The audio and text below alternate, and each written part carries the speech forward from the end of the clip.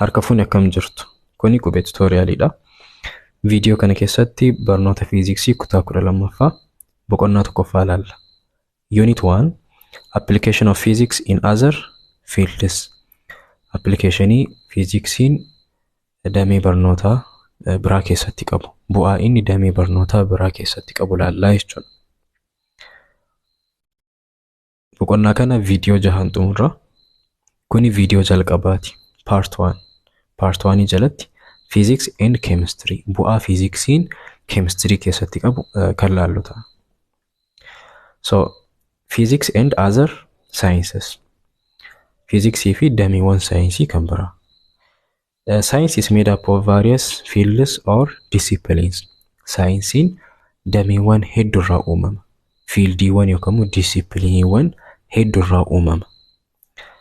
These disciplines work together to help us understand the world around us. Dameewwan saayinsii kun wal ta'anii hojjetu jechuudha. They work together. Wal ta'anii hojjechuudhaan naannawa keenya yookaan addunyaa kana akka hubannuuf nu gargaaru. Fiildiin tokko adda isaatitti uf danda'ee dhaabatuu hin danda'u jechuudha yookaan naannawa keenya addunyaa kana hubachuudhaaf fiildiin tokko adda isaatitti nu fayyaduu hin danda'u. While each field has its own history and unique features, tokkoon damee saayinsii yookaan tokkoon fiildii seenaa mataa isaa qaba akkaataa itti eegaleen jechuudha. Akkasuma unique features amala adda isa taasisu qaba. Garuu immoo they are interdependent, walirratti hirkatoodha. Qorannoon fiiziksiidhaan argame keemistiriidhaaf ni fayyada. Qorannoon keemistiriidhaan argame baayoloojiidhaaf ni fayyada. Interdependent jechuudha tokko irratti hirkataadha. Scientific disciplines benefit from each other's progress. Fooyya'insi damee tokko irratti mul'atu isa kaaniif faayidaa qaba. Dameen tokko progress yoo godhu taati. Progress gochuu jechuun yoo jijjiirame qorannoo haarawaa argannoo haarawaa yoo argatu ta'e dameen saayinsii tokko isa biraatiifis ni fayyada jechuudha argannoon sun. So there are no fixed borders between them. Jidduu isaaniitti daangaa murtaa'aan wayii hin jiru jechuudha. Qorannoo fiiziksii irraa argame tokko fuunee baayoloojii keessatti fayyadamuu ni dandeenya. Akkasuma qorannoo fiiziksii irraa arganne tokko damee fayyaa keessatti fayyadamuu ni dandeenya jechuudha. Collaboration across disciplines promotes scientific development and benefits society. Collaborationiin jiraachuun walta'iinsi dameewwan saayinsii kana jidduutti jiraachuun maal godha? Scientific developmentiin saayinsiin akka guddatu akka dagaagu taasisa. Akkasuma hawaasaafis benefitii qaba, faayidaa qabaataa jechuudha. Physics is a fundamental science with a strong influence on most scientific developments.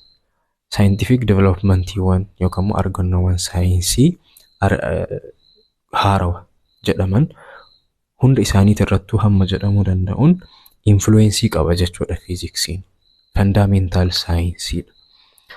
Concepts of physics are found in many modern scientific fields. Seeronni fiiziksii yookaan wantoonni qorannoo fiiziksii irraa beekumsi qorannoo fiiziksii irraa argame saayinsiiwwan ammayyaawaa amma jiran kana keessatti ni argama. Fiiziksii keemistirii keessatti ni argina, injiinaringii keessatti ni argina, baayoloojii keessatti, jiyooloojii, astiroonoomii kun hunduu konseptii fiiziksii of keessaa ni qabu jechuudha. So, physics and chemistry. Fiiziksii fi keemistiriin walitti dhufeenya akkamii qabu? Physics and chemistry often overlap. Yeroo garii dameen saayinsii kun lamaan fiiziksii fi keemistiriin overlap godhu. Wal jala dabaruu jechuudha. Especially when studying matter composed of electrons and nuclei, which is atoms and molecules. Waa'ee atomii fi molecuulii yeroo qoratan wanti fiiziksiin qoratuu fi wanti keemistiriin qoratu wal fakkaataadha. Overlap godhachuus biratti hojiin isaanii wal fakkaata. Fundamental laws of matter are shared between both physics and chemistry. fundamental laws of matter ka jennuun jidduu lamaaniitu ni argama jechuudha. Fiiziksii keessattis keemistirii keessattis ni argama. Fakkeenyaaf law of thermodynamics yoo ilaalle, law of conservation of mass and energy fi wantoonni akkasii kunniin seeronni akkasii kun lamaan keessattuu ni jira. Fiiziksii keessas ni jira, ifama. Keemistirii keessas ni jira. Both fields focus on matter and its interaction with energy. Gosoonni saayinsii lamaanuu ka isaan irratti, gosoonni fiiziksii fi keemistiriin lachuu ka isaan irratti xiyyeeffatan maatarii fi energy irratti. Walitti dhufeenyi maatarii fi energy jidduu jiru maali ka jedhu san irratti xiyyeeffatu jechuudha. Maatar jechuun waan bakka qabatu tokkoon maatarii jennaan. Waan ulfaatina qabu ta'e waan bakka qabatu maatar jedhama. Theories and the rules about atoms in chemistry are explained by atomic and subatomic particle physics. Theoryuwwan chemistry keessa jiran ka waa'ee atomii haasa'an jechuudha. Ka isaan ibsamaniin maalidhaani?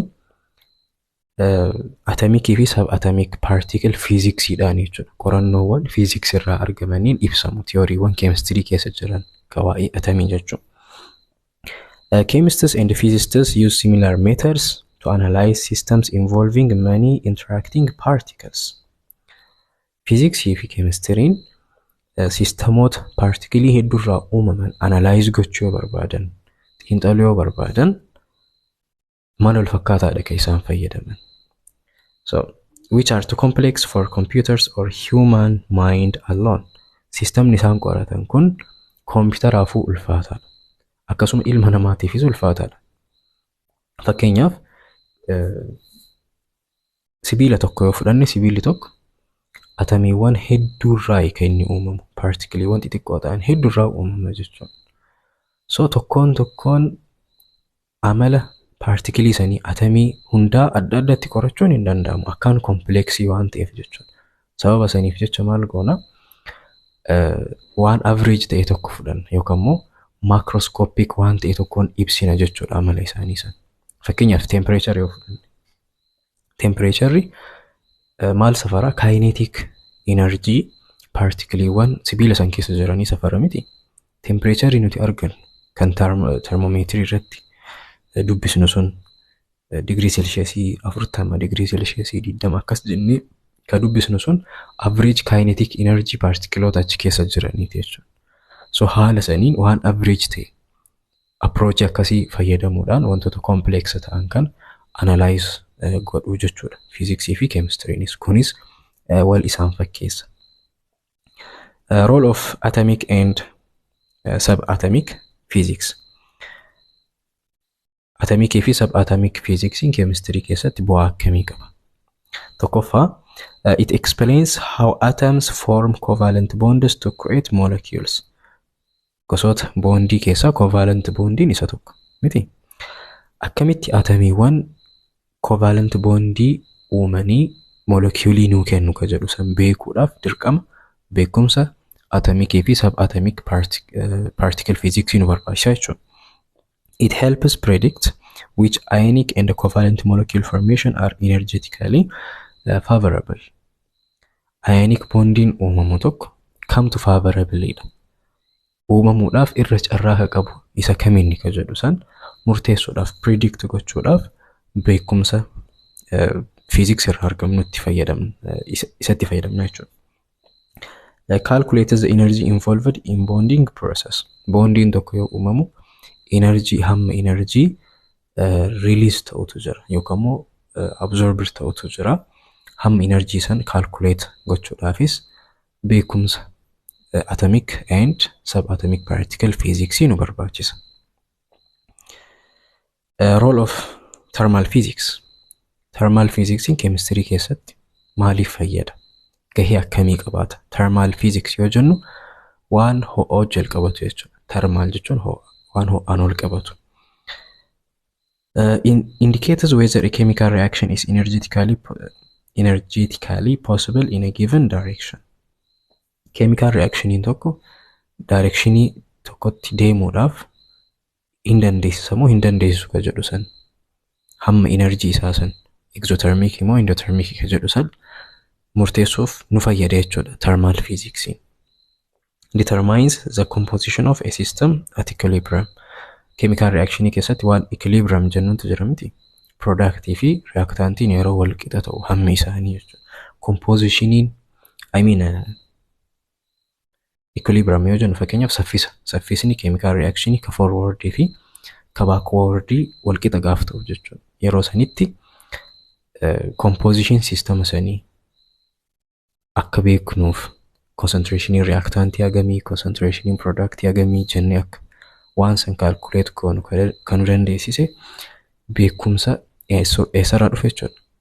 Thermal physics irraa dhufu sanii jechuudha. Isatti fayyadamnee concept chemistry kana ibsina.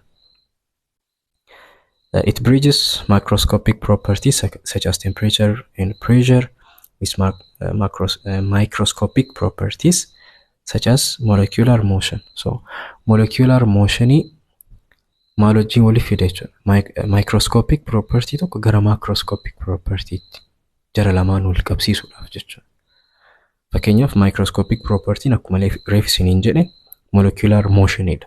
Sibiila tokko keessa moleculeewwan jiran ni socho'u miti. Hamma itti socho'an qabu. Kinetic energy ni qabu. Kinetic energy isaanii san maaliin ibsina? Temperature'aan jechuudha kan ibsinu. Temperature'aan ibsina. So temperature immoo macroscopic property. Propertyewwan kanneen lamaan walitti fiduudhaaf dirqama maal nu barbaachisa? Beekumsa thermal physics nu barbaachisa.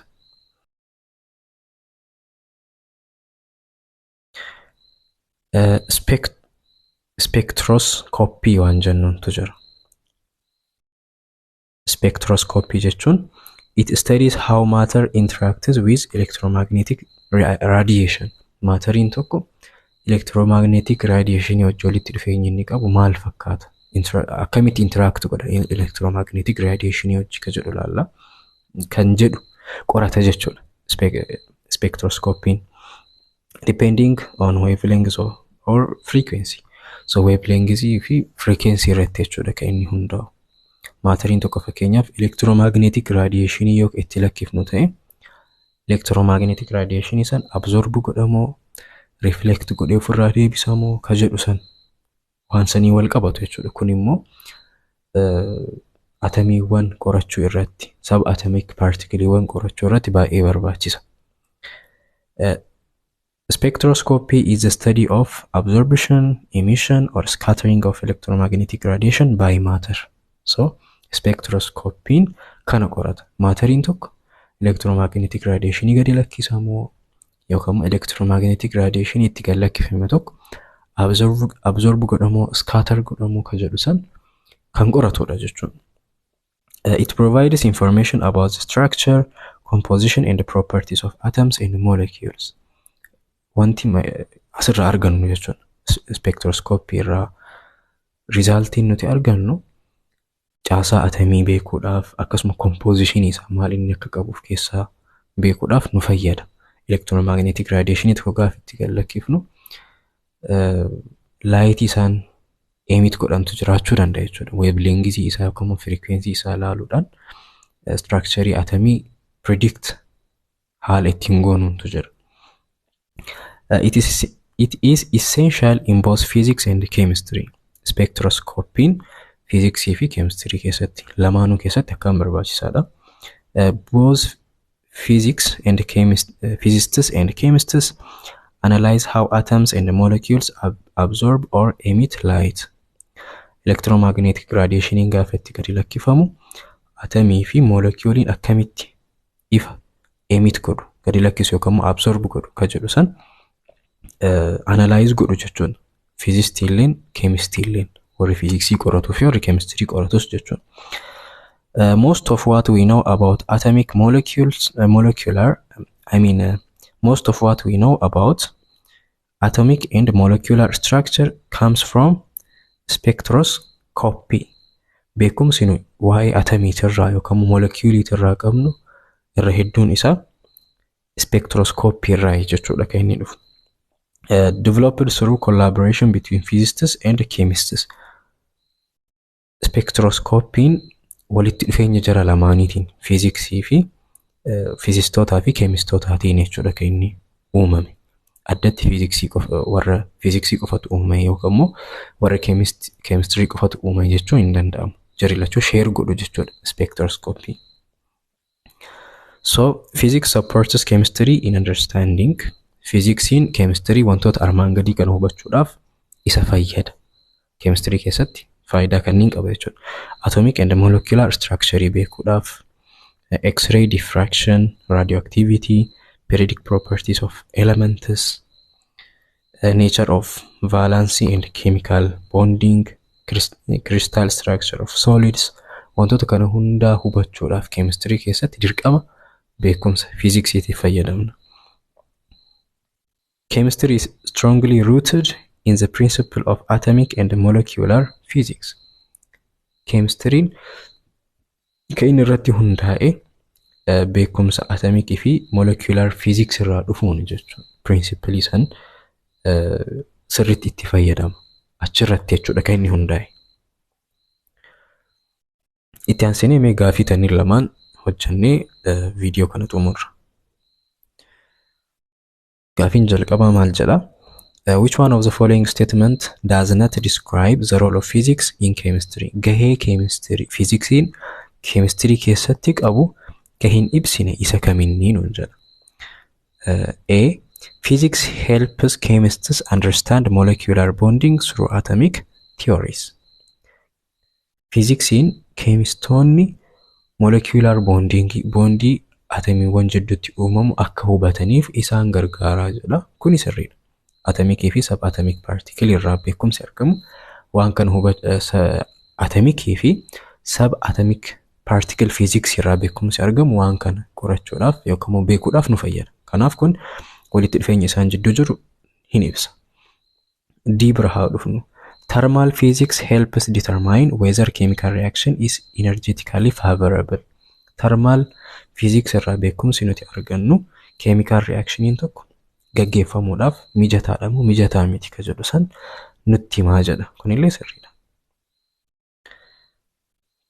C.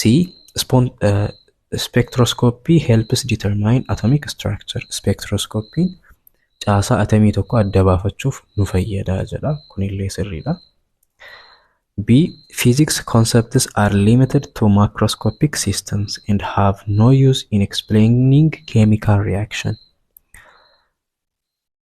Konseptiiwwan yookaan seeronni fiiziksii macroscopic property qofarratti xiyyeeffata. Fakkeenyaaf wanta akka temperature qofarratti xiyyeeffata jedha. And have no use in explaining chemical reaction. Chemical reactionii ibsuu irratti bu'aa hin qabanii. Beekumsi fiiziksii irraa dhufuun hin jedha. Kuni sirrii miti. Kanaaf deebiin sirriin isa ta'a jechuudha. Walitti dhufeenya fiiziksii fi keemistirii jidduu jiru kan hin ibsine isa kana. So akkuma reef laalle konseptiin fiiziksii irraa argamu macroscopic property fi microscopic property walitti fida. Alright? Macroscopic qofarratti hin xiyyeeffatu jechuudha. Akkasuma chemical reactionii ibsuu irrattis nu fayyada. Fakkeenyaaf thermal energy jechuudha. Thermal physics nu fayyada. So kanaaf deebiin sirriin bii ta'a. Gaafii itti aanu. Which of the following is an example of how thermal physics contributes to chemistry? Gahee thermal physiksiin chemistry keessatti qabu ka ibsu isa kaminnii nuun jedha. A. Studying the rate of radioactive decay. Radioactivity qorachuudhaaf nu fayyada jedha. Radioactivity thermal physics wajjin waan wal qabatu miti. Atomic physics wajjin kan inni wal qabatu. B. Classifying the periodic property of elements. Periodic property addaan baasuudhaaf yookaan immoo murteessuudhaaf nu fayyada jedha. Kunis gahee thermal physicsiti miti. Thermal physiksiin waan temperature wajjin yookaan energy wajjin wal qabatu irratti kan inni xiyyeeffatu. Mapping the electron orbitals in atoms. Orbitaalii elektirooniin atomii tokko keessatti irra deemtu orbiitii isiisan maap gochuudhaaf yookaan immoo kaasuudhaaf nu fayyada jedha. Kunillee gahee atomikii fi sab-atomic particle physicsiti. D maal jedha determining if chemical reaction will proceed spontaneously. Chemical reactioniin tokko spontaneously ni gaggeeffamu hin gaggeeffamu. Favorable immoo miti mijatamoo miti ka jedhu san adda baafachuudhaaf murteessuudhaaf nu fayyadaa jedha. Deebiin sirriin isa ta'a. Wanti chemical reactioniin energy wajjin wal qabata miti ho'a. Thermal energy, thermal physics wajjin wal qabata jechuudha. So kanaaf deebiin sirriin D ta'a jechuudha. D is the correct answer. So part 1 asuma irratti xumurama. Part 2 keessatti gahee fiiziksiin baayoloojii keessatti qabu ilaalla.